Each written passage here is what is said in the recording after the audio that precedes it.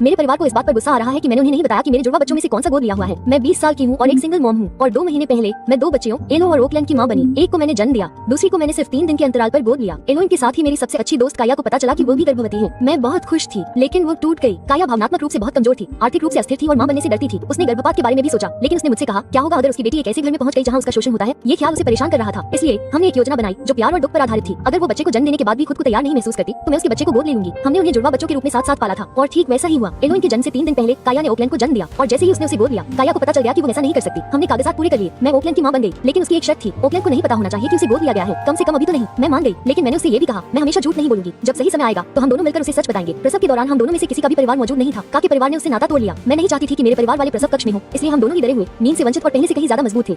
उद्धरण चिन्ह। एक हफ्ते बाद मैंने अपने परिवार को बच्चों से मिलने के लिए बुलाया। मेरी दादी अंदर आई, लड़कियों को देखा और पूछा तुम्हारी कौन सी है। मैंने मुस्कुराते हुए कहा दोनों हैं। उसने आंखें घुमाई। समझ रही हो? मैंने दोहराया वे दोनों मेरी बेटियां हैं। लेकिन फिर मेरे माता